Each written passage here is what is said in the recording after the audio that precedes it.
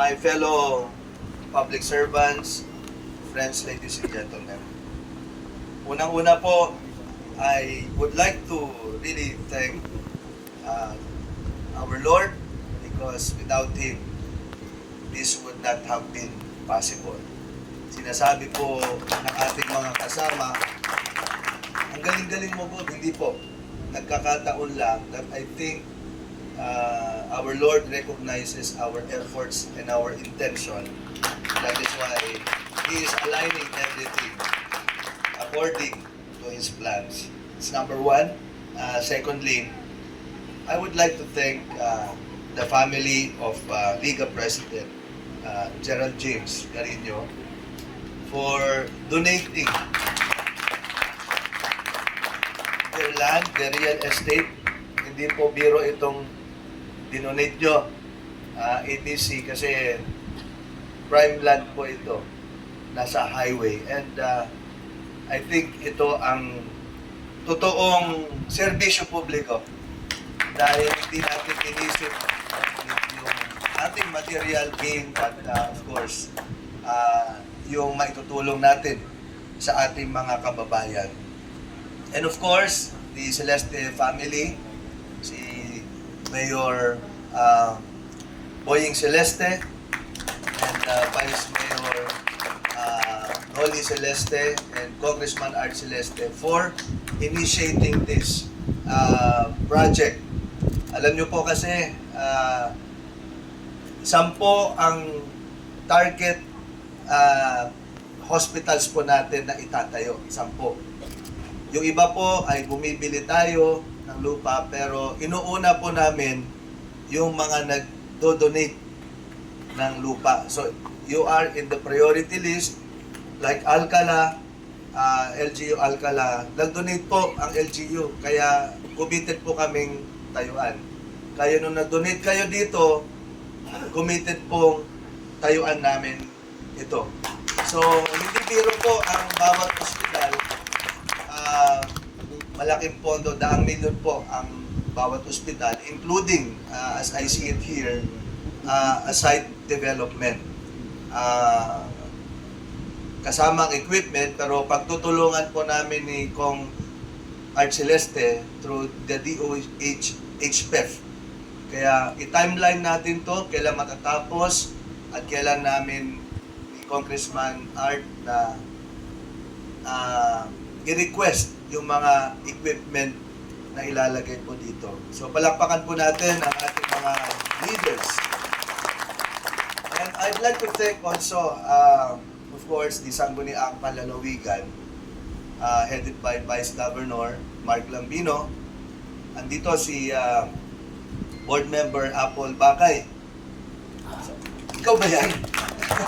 Parang sumeksi ka. Parang kuminis ang iyong mukha at ikay at siyempre si Board Member Nong Fondelera, no? At nandito rin ang ating PCL President, si Board Member Martin Sison. Isa ka rin, parang gwapo-gwapo mo ngayon. Salamat sa inyong suporta, sa maraming efforts. Kanina nga, nag-uusap kami ni Vice Gov. I think even we are at the initial stages of our medical program. I think it's high time that we also look into tourism. Kaya sabi ko, budgetan natin. Nagpaparinig si Kong Art tungkol sa 100 Islands. Nakakahiya yung Governor's Island. Oh, idagdag na rin natin yung Virgin Island. Di ba? Na i-develop para there is something, tourists and visitors would consider. I mean, something that would entice our visitors to really come to Pangasinan. No? Meron dapat unique selling proposition eh. Hindi porket maganda yung beach natin, ganun lang. Lahat, ang daming magandang beach, but dapat merong uniqueness. For example, yung food, yung Pangasinense hospitality, those are the things that we should also look at. No? The type of service, the beautiful people, mga ganun. So I think we have to calibrate our strategy with regard to tourism. So okay na tayo, Vice Ko? No? I think we can allot 200 million for 100 islands. Ano ko? 20 lang. Nasobrahan ng ilang zero yun. Okay. Parang baka maging napakagandang resort na yan sa 100 Island. No? Yung mga magtatago, tawagan nyo ako, mga doktor Carino. And of course, salamat. Thank you to the townspeople of Bolinao. Thank you very much. Because you have supported me for 2 elections already. And you have given me talagang spectacular lead over my political opponent in the 2022 and in the 2025 election. Maraming salamat sa inyo. Kaya ito po ay it's something that, parang pagpapasalamat ko sa inyo. Iba po ito healthcare ito. Pero idadagdag ko na rin, ABC, Mayor, Vice, magbibigay po tayo ng street light sa bawat barangay. Solar, kasama yung poste. At least 5 muna, 5. Para lahat po, PA money, okay? Kasama po kayo nang magkabit, kayo nang magtayo. May poste yon, may solar na po yon. Okay? Of course, to kaibigan na namin ito ngayon, si Mayor Tong Kalugay, panalunin mo muna ako sa SWAL bago kita bigyan ng street light. para maliwanag ang usapan natin, no? Okay ba? Okay. Nakita nyo naman, dito sa 1st District, wala na, nagkakaisa na lahat. So, ganda po. Kasi, hindi nasasakripisyo ang public service. No? Meron mang hindi pagkakaintindihan, but ang bottom line yan, lahat po tayo, nasa gobyerno, gusto nating magsilbi. So, we come into our senses, magkaisa tayo. Kaya nagpapasalamat po ako dito sa leaders natin ng 1st District. This unification means support to the vision and mission of our administration. Maraming salamat po sa ating mga leaders ng 1st District. Actually, sa Western Pangasinan, unified po tayo. Sa Eastern Pangasinan, unified po tayo.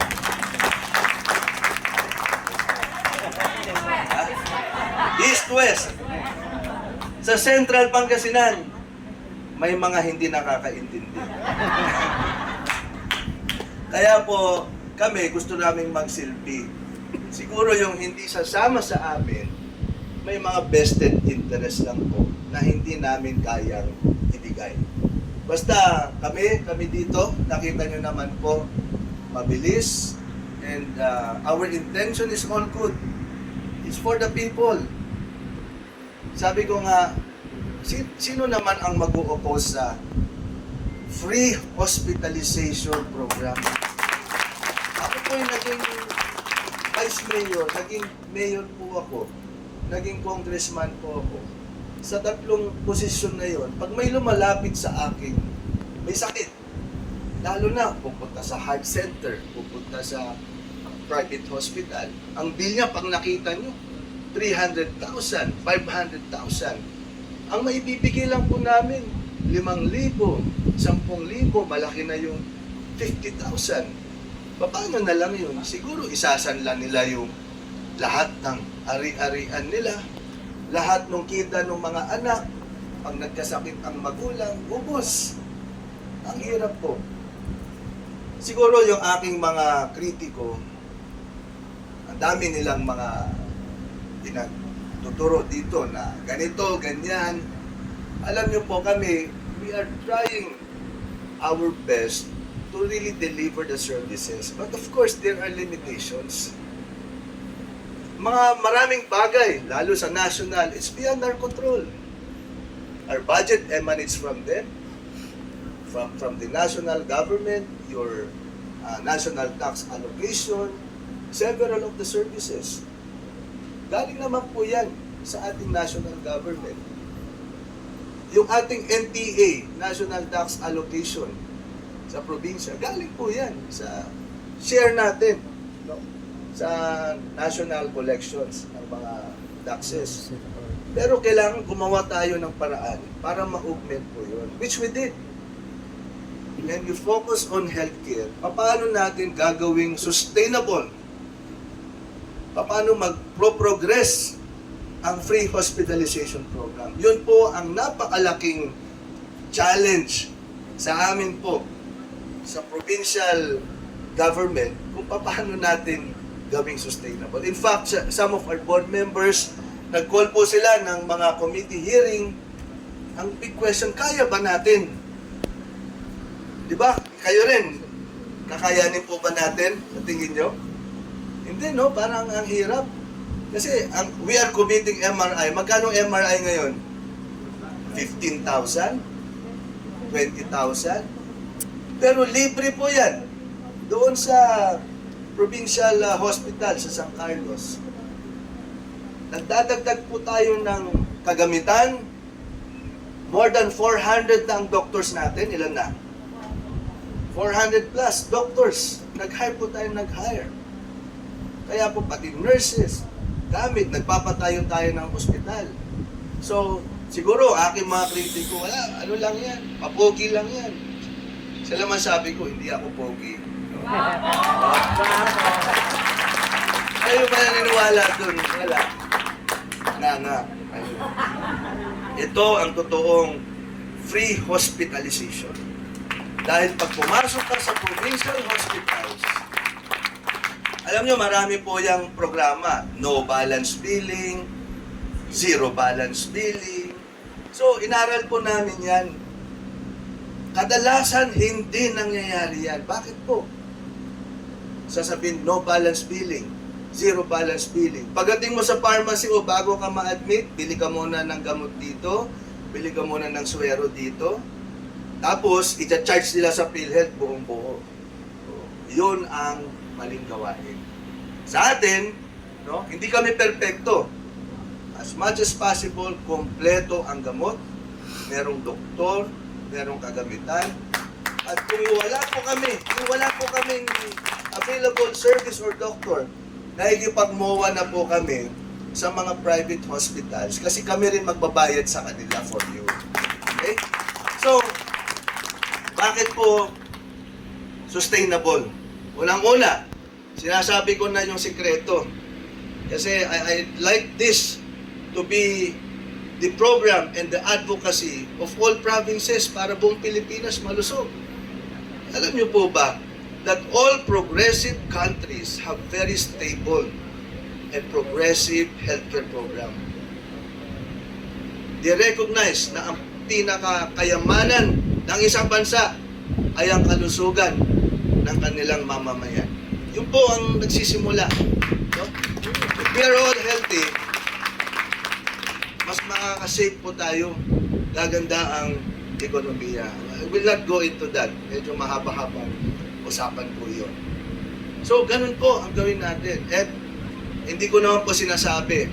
Informally, the agencies take my advice. In fact, kasama po ako informally sa mga policy-making initiatives po ng PhilHealth, ng DOH, nagsasuggest po tayo. Hindi na po natin binablog yun. No?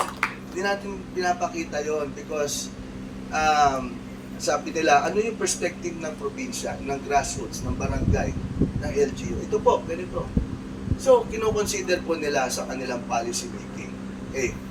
So, may mga lalabas po ng mga bagong polisiya, and I'm proud to say that Pangasinan is part of the crafting, no? Not the entirety, but on the perspective of local government. No? Meron po tayong input doon. So, Ang unang sikreto, mabalik ko lang. Magkano budget natin, Vice Cop? 8.3 something, no? Tama? 8.3 billion. Nung umupo po kami, ako, 5 billion something lang po yan. Ngayon, 8.3 billion ang yun lang pinasa naming annual budget, no? Iba pa po yung mga ibang pumapasok na income. Okay. Ang commitment po namin for healthcare, and if we can do this for all LGUs, napakaganda. 20% ng annual budget namin, nilaan na namin sa healthcare. Pagpapatakbo ng ospital, pagbili ng mga gamot, supplies, equipment, repair ng ospital, etc. That's about 1.6 billion. Pangalawa, inayos po namin yung aming sistema sa mga ospital. The past administration, magkanong collection nila sa isang taon from PhilHealth? 200 to 300 million per year. Yan lang ang reimbursement sila. Tayo po, sa buwan lang po ngayon ng Pebrero 2026, nag-reimburse ang PhilHealth, no? Binayaran ng ospital natin ng 264 million.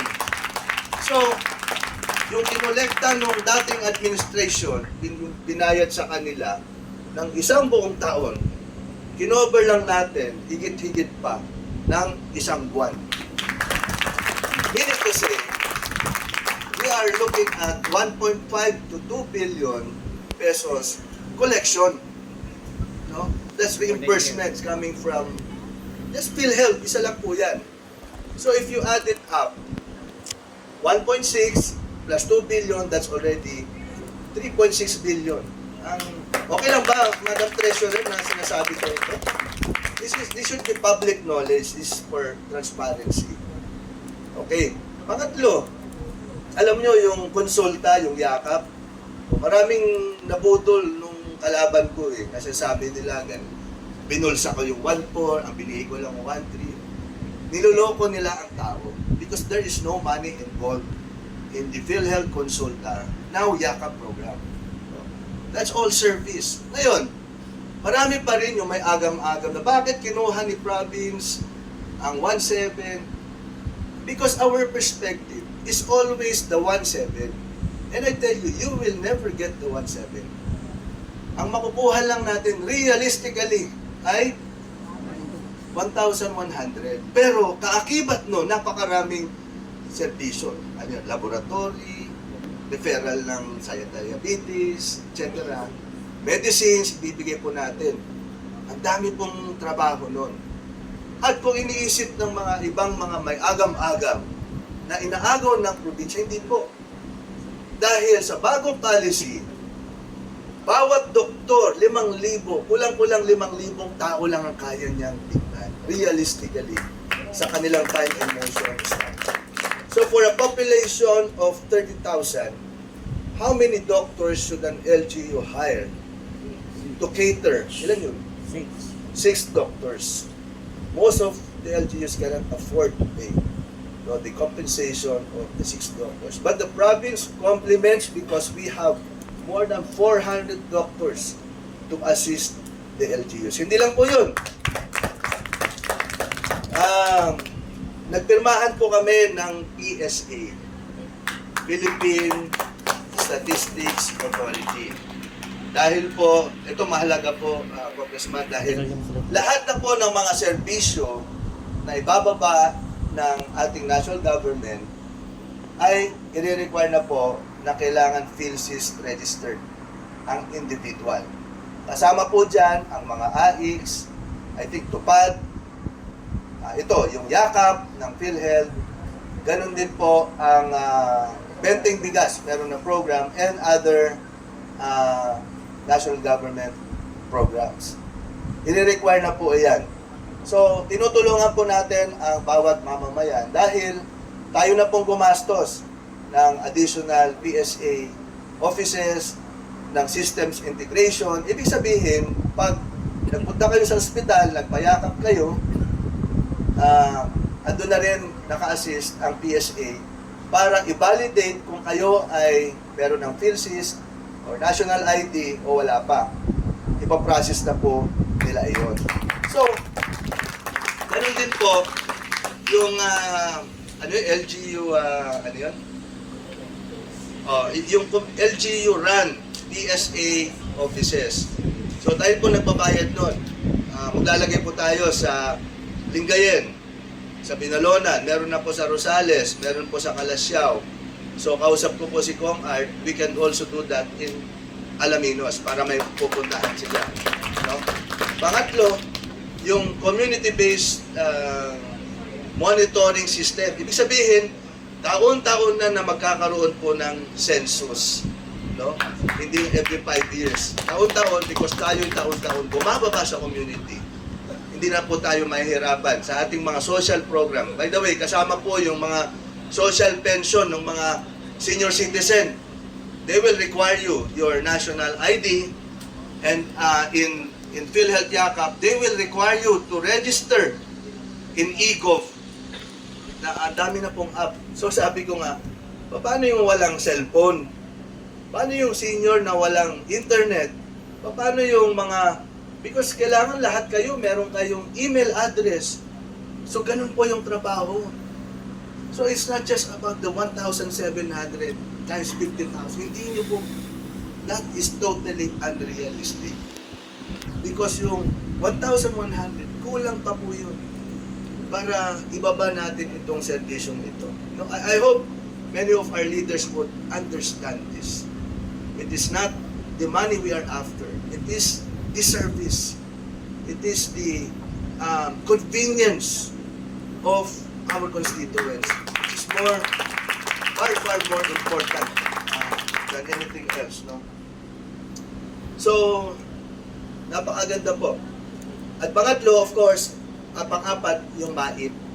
No? Directly downloaded na. All the congressmen, all our leaders, senators will issue, I don't know the policy, baka recommendation letter. But what we assure our kababayans in Pangasinan, that the free hospitalization program will continue, I hope will improve, even after the term of Monmobico. That is the legacy that all of us are leaving to our great and beautiful province of Pangasinan. Napakaganda po programa. Sa mga infra, huwag kayong mag-alala. It will come. May mga inaayos lang po. Pero sabi ko nga, between health program and some infra, both are important. But what is urgent? Yung urgency ang isipin po natin. No? Baka kung may lubak ng kalsada dyan, ayusin natin yan. Pero ikaw may cancer ka, ano unahin natin? Di ba? It's a very logical thinking. Oh. Uunahin natin yung kalsada na deadpool ka, hindi mo rin nagamit. The lives, the health, the happiness of Pangasinenses are far more important than anything else. That is all.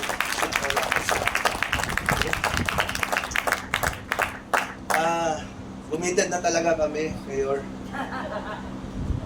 Nag-iisip ako kung saan ko kukunin yung photo. Pero meron. Meron po yan, pagtutulungan natin lahat. Akala ko po kasi maliit lang Yung pala, napakalaki. Parang nahiya naman ako kung maliit na ospital ito. Kailangan sa isa pong bayan na nagbibigay ng mas malaki pa yung lamang na binigay nyo dito sa akin sa Bulinaw. Kaysa sa bayan ko. Doon, 24,000. Dito, 25,000. So, hindi ko po makakalimutan yun. So, let's go. Let's buckle down and work and look for the funding necessary. But meron po.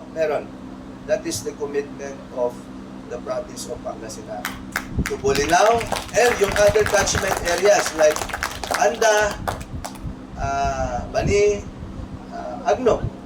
Yan po. Napakadami na po na masiservisyon po natin. So with that, on behalf of the province, good morning, and again, thank you very much for the donation of the land to the Garino family, for the initiative of the Celestes in making this happen. Thank you, and God bless us all.